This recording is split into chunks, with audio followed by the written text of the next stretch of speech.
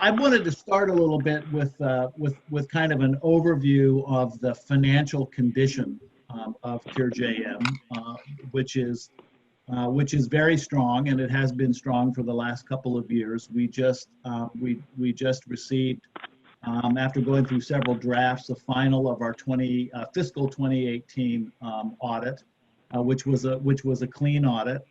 And it showed that and confirmed pretty much what we already knew, that we had revenues of about $2 million in 2018, also revenues of a little over $2 million in 2019.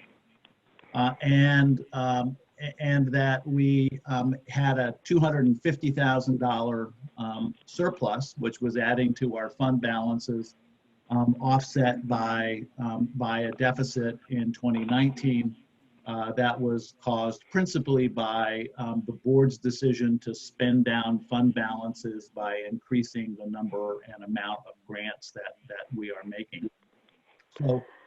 So our grant budget has increased by about $200,000 a year going back over the last 4 or 5 years, from $700,000 to $900,000 to $1.2 million to $1.4 million in the current 2020 budget, plus also some internal costs that we have for internal research management through the appointment of Andrew Heaton, our first chief scientific officer. So all in all, I think as we look at our growth trajectory, our hope is to raise about $2.2 million next year, maybe 2.3 as a stretch goal, which will allow us to continue to expand the size and scope of our research investments. The other thing I wanted to say about our research investments, and I'll get to this in a moment, is that increasingly we are making research grants that are multi-year grants. So we're having, in a sense, to kind of walk out on a limb, in as much as we're making financial commitments, long-term 2 and 3 year financial commitments of some size to institutions or organizations that are related to helping us discover and identify new and more effective, or repurposed and more effective drugs for our kids.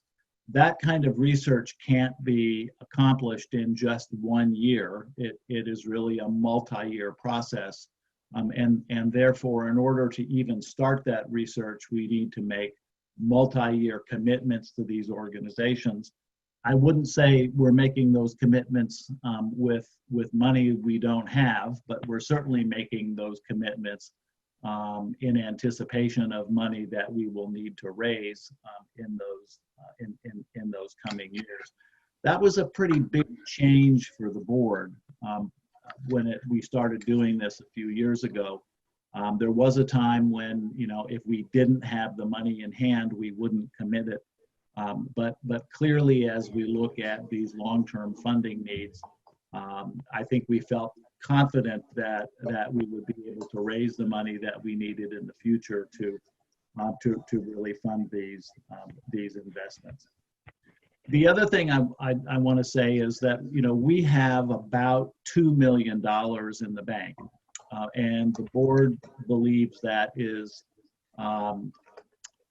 it's a nice cushion to have, but we're always looking for that right balance between how much money you have in the bank and what's an appropriate amount of reserves to have for an organization to operate in a planful kind of way, assuring that we have adequate reserves to fund grants and operations, but not reserves that are too high. Our goal is to find treatments and cures, and to do that, we have to actually spend that money. And so the board has, I think, made a very wise and strong decision over the next couple of years to spend down those balances to about $1 million. And so the $1 million would roughly be about 6 months of CureJM's operating expenses, operating and grant expenses combined. And the board felt that was an appropriate place for us to be. And so you will be seeing in 2020 and 2021 and 2022, and it may not even go as far as 2022, but you'll see a spend down of that money that we have in reserves to a smaller number, which fundamentally means the grant number will be going up, and that in a sense will be operating on a deficit budget as we spend those fund balances down. A very good position to be in. It's especially a good position because on the research side of things, we have, a number of projects that are, I think, critically important to the drug discovery, drug repurposing initiatives that we have. And I wanted to cover those as my second item. So what is really, I think, quite amazing for a small organization like CureJM is that we're currently involved with essentially 5 clinical trials for 2 new drugs,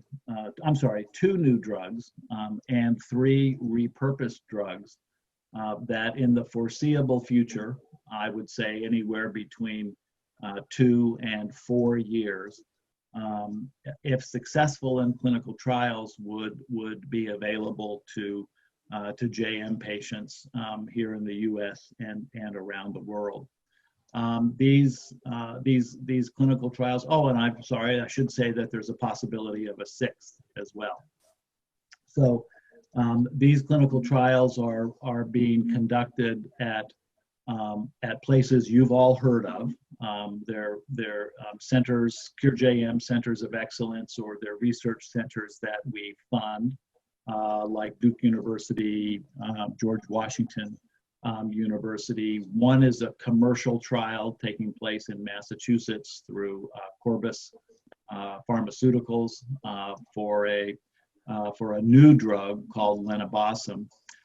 And 2 others are at research centers around the country.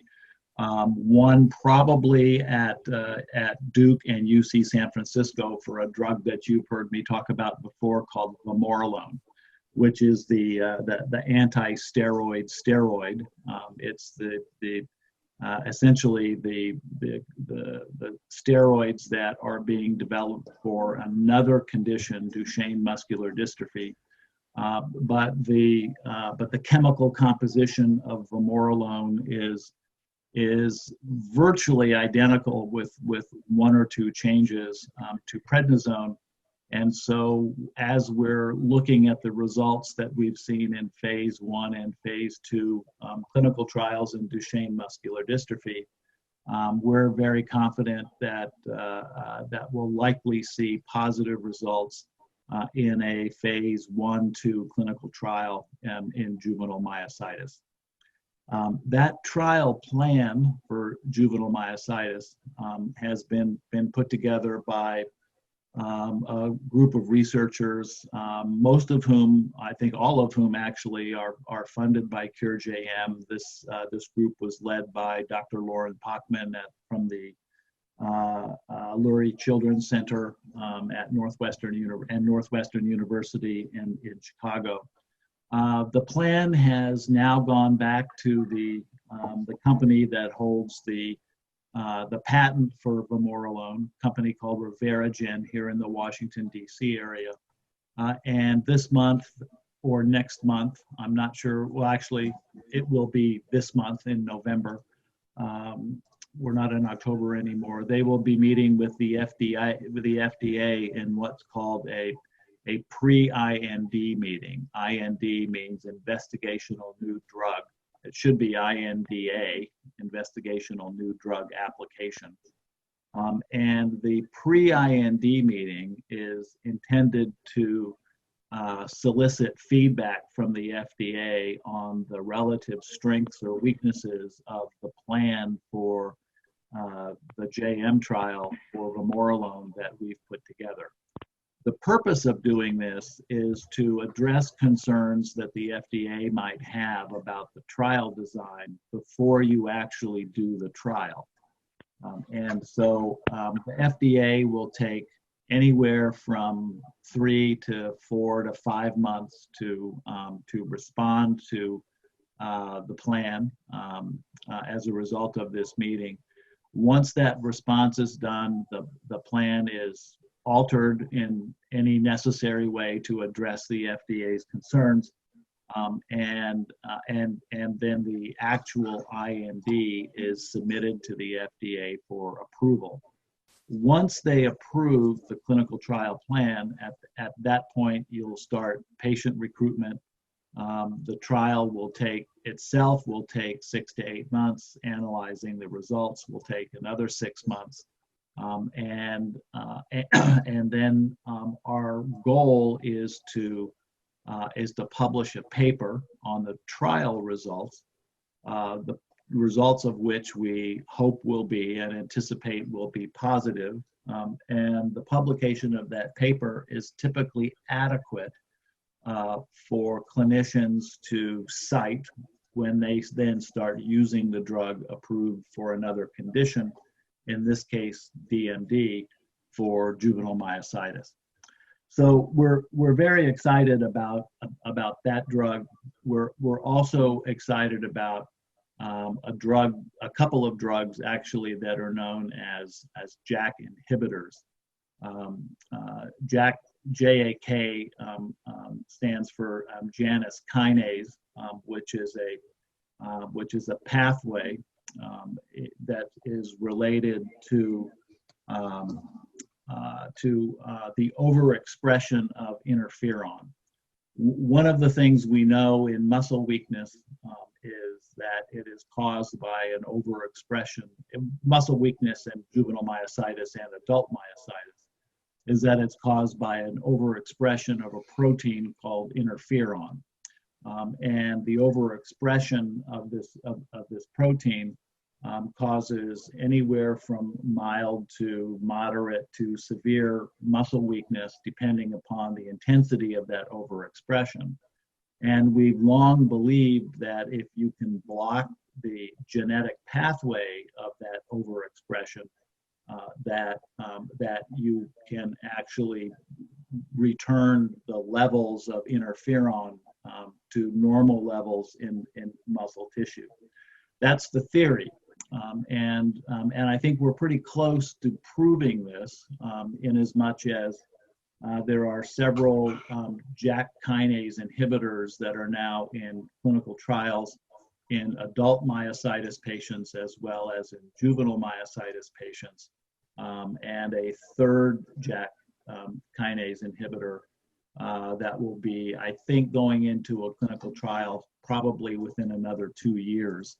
And this is actually a JAK kinase inhibitor which is not at this point approved. That particular trial will probably be run by Children's Hospital of Philadelphia. So the goal in all of this, and this has grown out of our genetic studies that have been done at CHOP. Thank you to all of you families who have participated in those studies.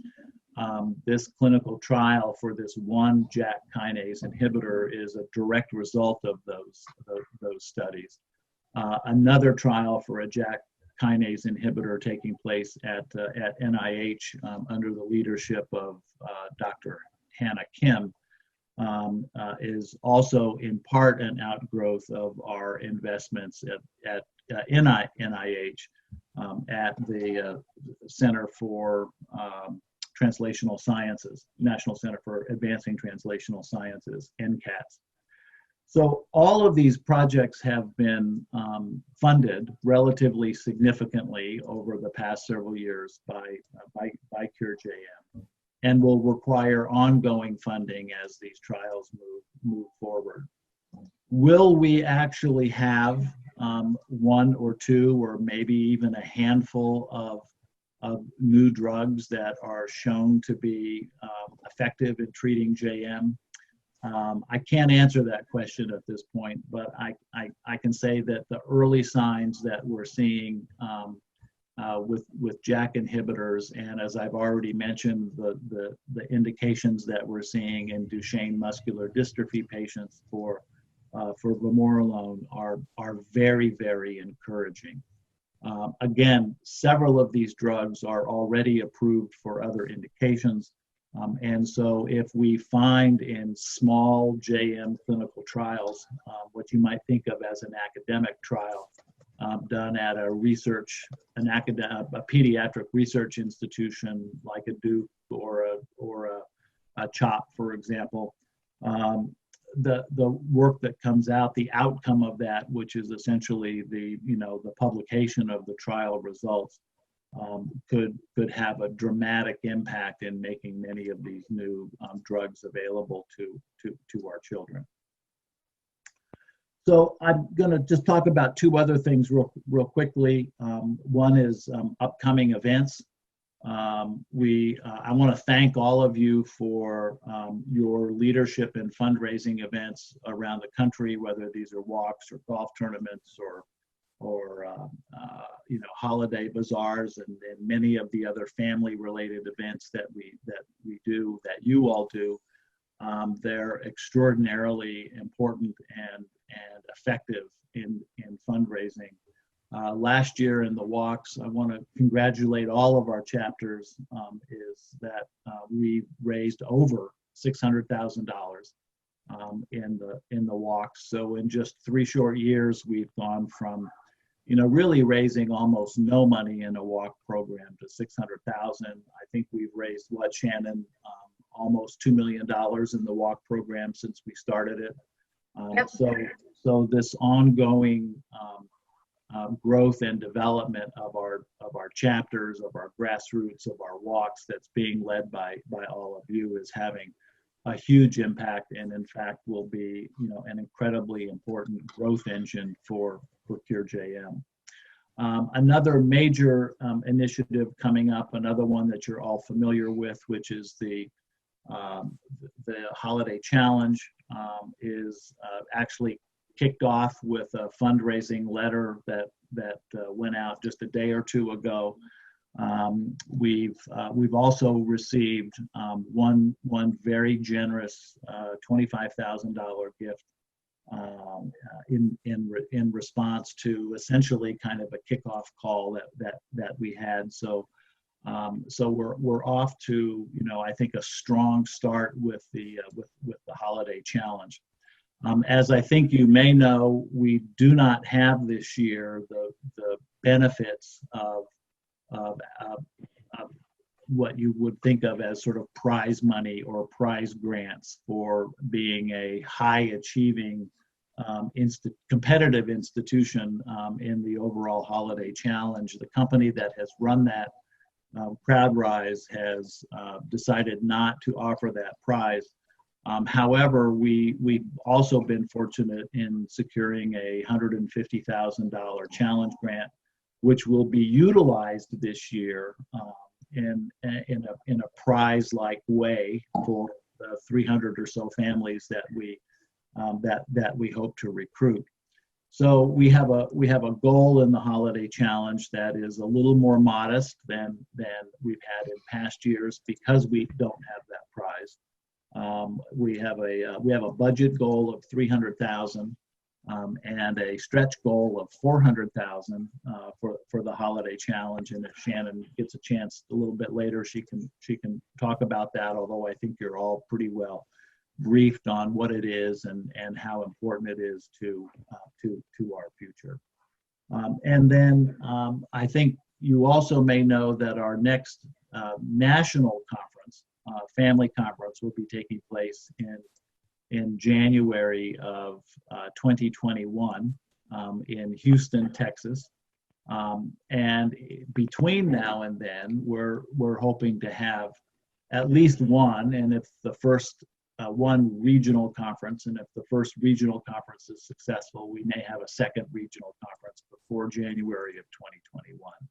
So for those of you who are on the East Coast or in the Eastern Seaboard, we're looking to have a regional conference either in late March or early April in the Northeast, somewhere north of New York and south of Boston. We haven't quite determined a location or an exact date yet. Thank you, Chris, for your willingness to serve on that planning committee. And we're very optimistic that we'll secure a turnout that will be, I think, quite significant. Probably, not as many as have attended, many families as have attended our national conference, but maybe somewhere around 50, 60 families. And we think that perhaps half of those, because of the commutability and the population centers of Philadelphia, Boston, the New York region, New Jersey, et cetera, that will have a lot of new families as well to help us build those chapters. So that's kind of the state of the union, if you will, of PureJM. I think what I want to say about the vision for the future and what's next. I think it really comes back to our increased focus on translational research. That is, translational research is the kind of research that physicians think of as from bench to bedside. It's where you take the sort of basic research about what we know and don't know about the causes of juvenile myositis, and start to actually take that knowledge and put it into practice in the clinic and make that knowledge and new drugs or new treatments or new therapies or new information. Sometimes it can be things as simple as learning more about nutritional supplements and exercise and the importance those play in muscle strength. To bringing that kind of knowledge to clinicians and to patients themselves to continue to improve the quality of care that our children receive. We're really all about focusing on that kind of translational research, and if we can move in the last 2 or 3 years from really one clinical trial for a drug that could be effective in treating JM to 5, and next year possibly 6. I think the future 3, 4, 5 years down the road is that those 5 clinical trials could turn into 10 clinical trials, could turn into 15 clinical trials, and each one is, as a former board member of mine who owned a hockey team used to say, is a shot on goal. Every one of these is a shot at finding something that's going to be better for our kids. And that's really the direction this organization continues to need to grow as we look into 2020, 2021, and beyond.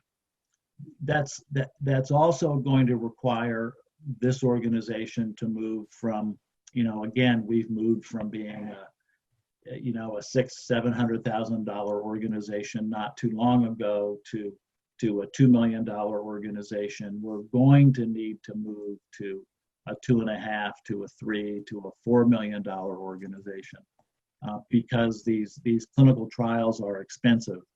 And organizations like ours are going to be the organization that provides the seed money to get these trials up and running, in the hopes that one day, as the drugs develop, that the pharmaceutical companies or the biotech companies will come in with the necessary capital to actually turn a successful clinical trial into a drug that can be available and marketed to patients around the world. That's really a very important role for an organization like PureJM to de-risk those kinds of investments for new drugs. That's exactly what happened with vamorolone, although we weren't the organization that de-risked that clinical trial. It was the Duchenne Muscular Dystrophy organizations that did that. But we probably will have a role in de-risking some of the clinical trial expenses for vamorolone as this moves forward, and we definitely will need to be funding those clinical trials for the JAK inhibitors because these are drugs that are already on the market, already approved for other indications, and with one exception, we're doing these clinical trials with with the consent, but not the active participation of the pharmaceutical companies that own the patents to those trials, to those particular drugs. Let me stop there and see if any of you have any questions, and then I'll turn it over to Kevin. One question, Jim, it's Marge. With the holiday challenge, you said we have somebody who's going to give $150,000 if we reach 300, or is it 400? No, well, it's actually, we're going to use this a little bit differently this year. We are using the first part of the grant as a dollar-for-dollar challenge. So we think before Giving Tuesday that if we raise $50,000 in gifts before Giving Tuesday, those will be matched dollar for dollar by this family, the Leeds family out of Indiana.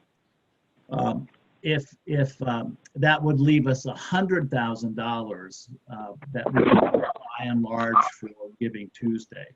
Our intention on Giving Tuesday is actually to use that $100,000 in a way as prize money.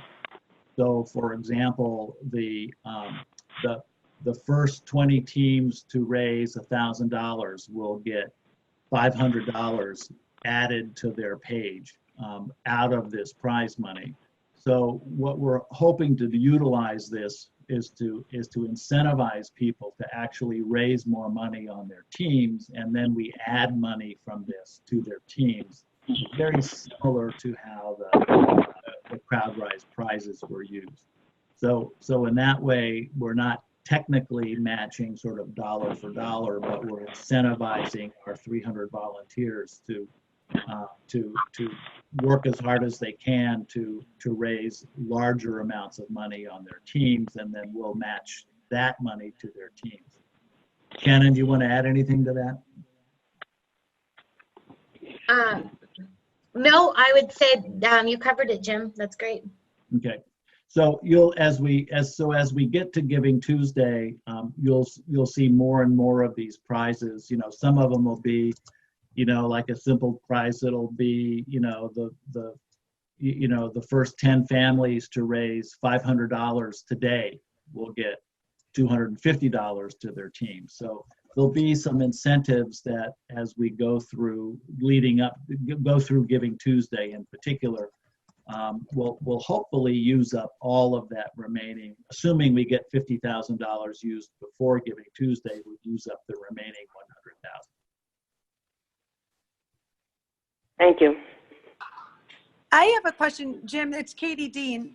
Hi, Kate. You said, articulated so beautifully why we need money. Is there a place anywhere that we can get a short video clip of that idea of why we need money? Because for people that don't have sick kids and don't understand how this works, to know that their money, I wrote it, but I feel like it's more powerful to see a video of somebody that knows what they're talking about saying it versus reading where that money is going, to explain in like a 90-second clip or whatever. Is there a video that exists like that of you explaining where our money is directly going and how it immediately impacts the kids of the people that are donating that care about our kids? A great idea. And we do have some of that, but I'm not sure that it's quite as focused as ideally it might be. I know that Claire Johnston, our communications director, is working on a whole series of videos that will be used for Giving Tuesday. I'm not sure we've actually talked about that specific idea, have we, Shannon? But I think it's a great idea, and it's absolutely one that we can do. I just know hearing you speak, it made me feel an urgency to get money because you can connect the dots so clearly to why we need it. So if that does exist, or if there's something like that, I would love to be able to attach that to my Facebook page when I send out the request. Great idea. We'll review some of what we have, and we can certainly produce that real quickly. Thank you so much. Any other questions? Kevin, over to you. Okay, can everyone hear me? Yep, Yes. okay, great, thank you. Thank you, Jim, for articulating that so clearly. And, you know, I've been on the board, I understand things more and more every time, but it's still, every time I listen to all the good things that are going on in the organization, I'm just very impressed overall. I guess to add to Jim's update from a board perspective, just so everyone knows, you know, the board meets on a monthly basis. We meet for approximately 2 hours, and we cover a lot of different things. And what, you know, we have a lot of discussion on research, a lot of discussion on financials, and I really am very excited the fact that if I go back to Baltimore 2012, I'm not sure if I'm right on the year, what I heard about CureJM and where I thought we could get versus today, I just feel like there's so many things in the hopper and so many exciting things that are going on. You know, we have, I guess, Jim, we have, you know, so many different people providing applications to us for looking for funds. And we're actually, you know, having a chief science officer on board and a research committee that spends so much time looking at all our different grants and where we're going to expend this money. I think you should all feel very comfortable that the money's being very thoughtful, very closely on where we put it, and I think we're really starting to see some of those benefits. So I think we can just keep moving down that road. And as I think everyone on this team, on this call understands, this is the leadership committee, and this is really the driver of our organization. Our organization doesn't drive without the top line. And it's all hard to say, and I always say at the meetings, but we can say we can't fund without having the top line growth. And we definitely are going to continue that focus. And I want to thank everyone for all you do, and we'll keep doing, because that's where we, as Jim mentioned, to go from 2.2 million to 2.3 to 2.5 to someday 6 million. These are all goals. We have a strategy meeting coming up. We haven't set a date yet, but probably in January or March, where the board will talk about our 3 to 5 year plan. And we look at it not just at the current year, but where we expect to be 3 to 5 years from now.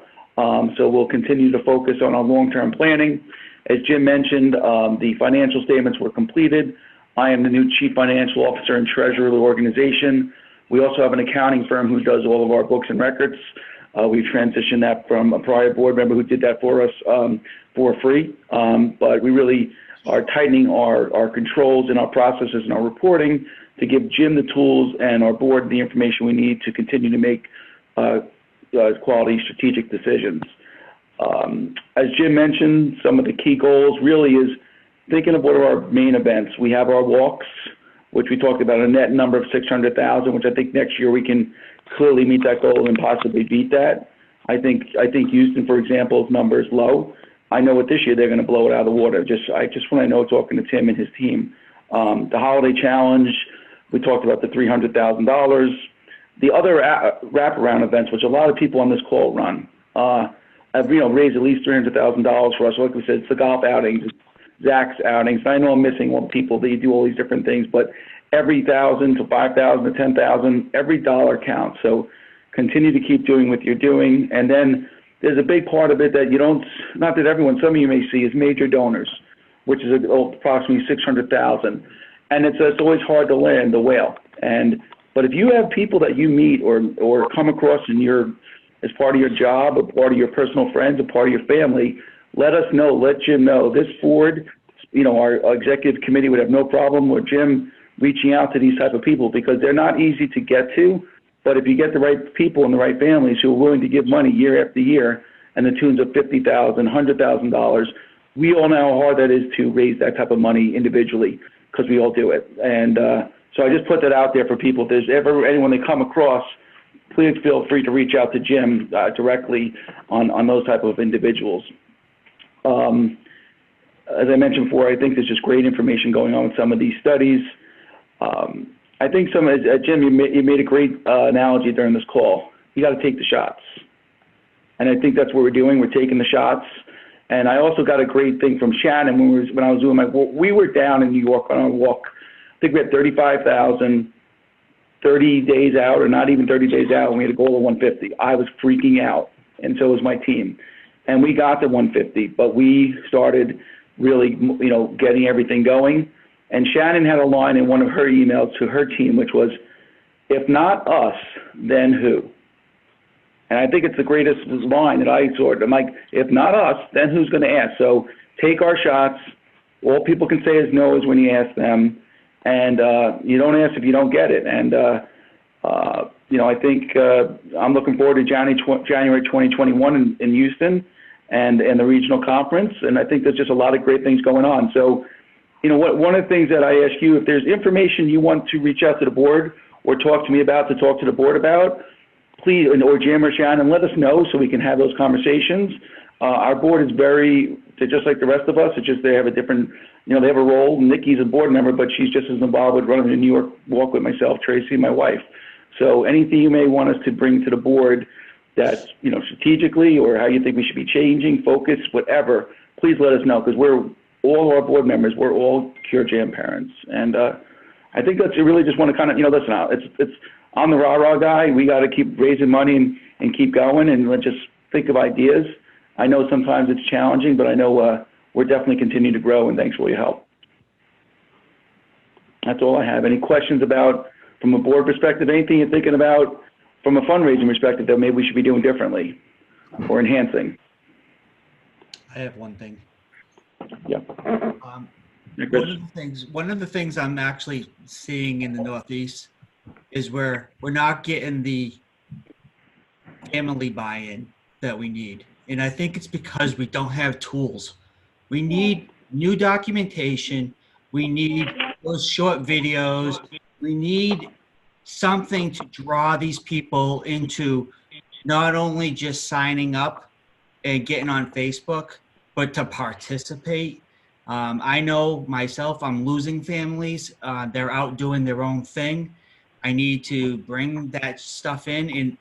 And the way to do that is, we all know the kids, they start to get better. We start to lose the parents. We start to lose the families. We feel great for the kids, but it hurts us from a foundation perspective. And if I can be out there and I can be going to these major universities in all of New England, I feel that I can pull in new families every day. I can pull in new people that would be excited, because I can now show them something you said earlier, Kevin. I can show them where we were 4 years ago, and I can show them how this organization gave my child an opportunity for a new drug, and now she's playing soccer. I mean, it's just a matter of, I can put that hope in their heads, and I can put that stuff in, but I need them to contact us first. I need to pull them in first. And all I would like to ask is the board to just consider giving us more tools. And if it's a budget for us to create the tools, then we'll be happy to do so. But we just need some leadership in that area. Yeah, Chris, I agree with you. I think it's also what kind of dovetails on what Katie said before. I mean, those videos, the key thing that grabs people is the most important thing. I can tell you at our events, just having the children speak was a huge draw. So if I would take the video of those kids speaking, I mean, and putting it on the end of the video, the end of everything we've done, and say, oh, here's how this kid spoke at a walk, that's the thing that draws them in. But I agree with you. That's the same challenge I have. Like, we had less families at our walk this year. We just got more corporate sponsorship. And I'm trying, we already had our first kickoff call for next year. And how do I'm not happy, although I was happy financially, for the long-term success and growth. I need to continue to keep the family, just like business. Once you lose a customer, it's very hard to get them back. To get new customers costs a lot of time and money, but once you have a customer, if you don't take care of them, I'm not saying we're customers, these are families. But you're right. We need to think about that. I definitely will bring that back to the board. And I don't think the board, I don't want to spend, I would have no problem recommending to them, coming up with ways to do that. And I think we could do that fairly inexpensively. But Jim, coming up with some ideas and toolkits for that. And maybe Shannon, you could maybe get some ideas on that. But I agree, Chris. We'll definitely bring that back to the board for the next meeting in this month. Appreciate it. This is Marge. Are you talking a generic video? Is that what we're talking about, or an individual video for this? Both. I think I would say individual generic videos that maybe have different topics. Okay. Chris, would you say that's?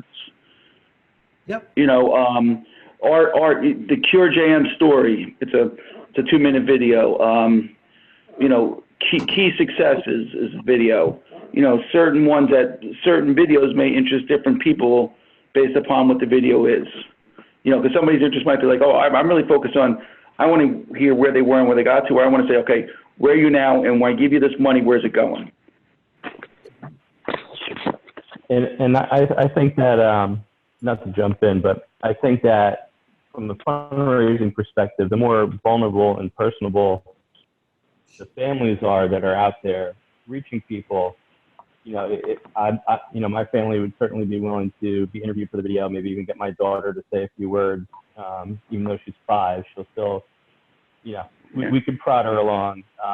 And maybe if there's a handful of those families that are willing to do it, it's a combination of Jim speaking about the organization's efforts with the different drug trials and how we're funding those, and then bring in the family's personal touch to each of those videos. And maybe there's a couple of those circulating around that, maybe it's a simple cut one family out, put the other family in, and now my family has our personal video that we can share with our target audience.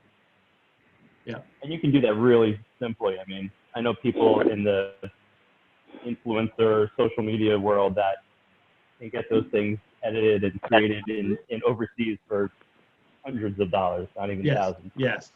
That whole Kids world of constantly production doing has TikTok. changed. So yeah, I could understand. We could do those videos. Yeah. I think great ideas, great input all around. So we will take that action and definitely report back to it, if not before our next meeting, but hopefully even before then, with definitely an email response to this group on a plan.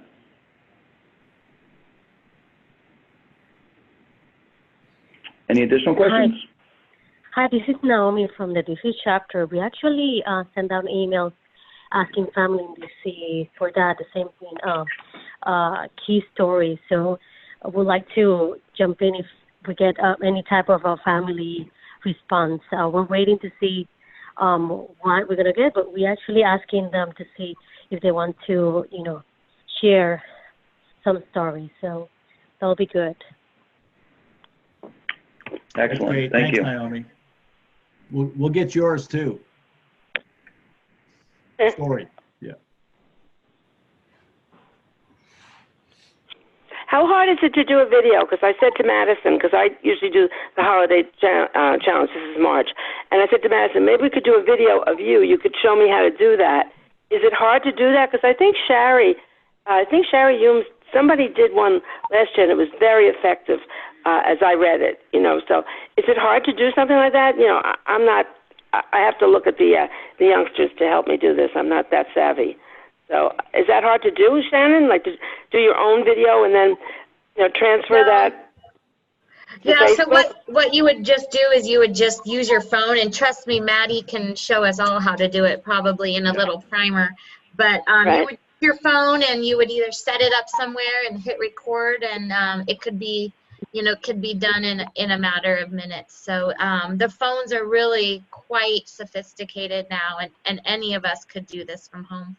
Okay, well, you could help me then. Matt, you could help me if I need it, but I'll have Madison help me too, so that's good. And if you have iPhone, is a iMovie app.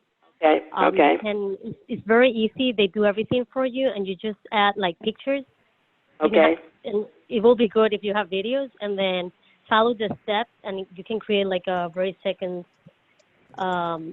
movie there, like a quick Less than a minute. Yes, that's good. Okay, thank you.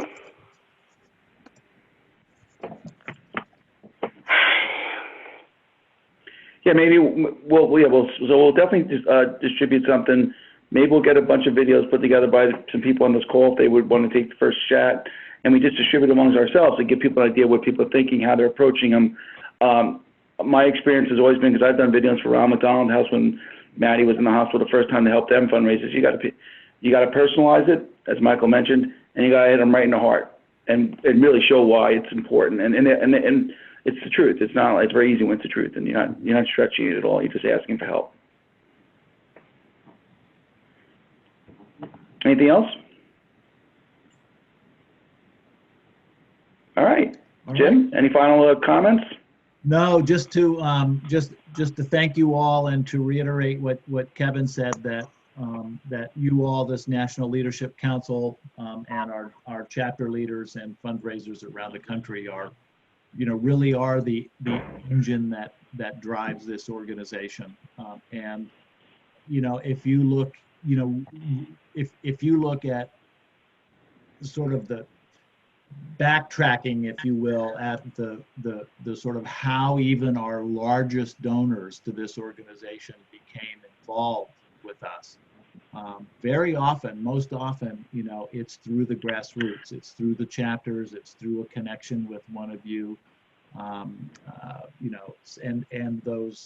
some of those donors are parents, some of those donors are grandparents, and it's really the visibility that we have in our local communities that identifies Cure JM in those communities.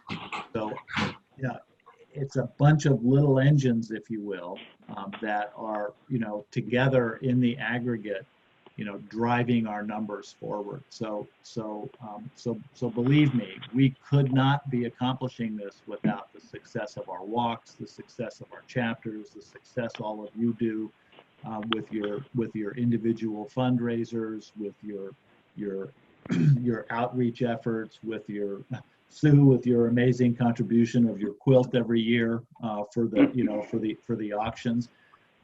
This kind of thing will snowball in the coming years as our chapters take on additional events. I know we have a couple of chapters who were thinking of going into doing fundraising dinners with local honorees and that kind of stuff. That's another thing that sort of moves you into the bigger leagues of fundraising, and it's a very effective vehicle for getting philanthropists and wealthy individuals who don't have JM in their family knowledgeable and involved in our organization. So, be looking for some of those plans moving forward. I think probably coming out of our strategic planning session in January that Kevin was talking about. And I just really can't thank you, enough. I know we're all working, staff and volunteers very hard on behalf of this organization. But literally what you guys do, I know is an inspiration to Shannon. It's an inspiration to me. It's an inspiration to our entire staff.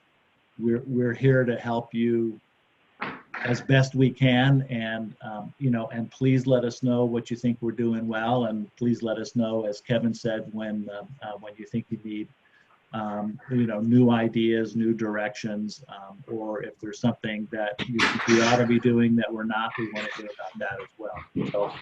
So thank you for your leadership, and thanks for your thoughtful consideration and and assessment of what we're doing in this organization. Thank you, Jim. And Jim, I want to thank you. I don't think people realize this, because I talk to Jim, at 6:30 in the morning. Sometimes I'm going to work, and he works tirelessly on it for us. So thank you.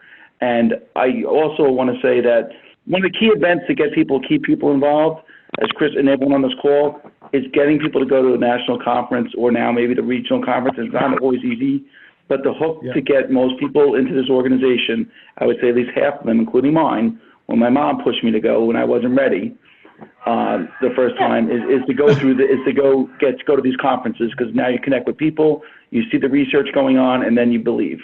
And I think, but as Chris said, we need to continue to make sure we can grab them and keep them hooked and focused. So thank you for your time this evening. Jets are playing for the #1 draft choice again, and go Pats. Go Niners! Everybody have a great night. Good night. Cheers. Go Niners!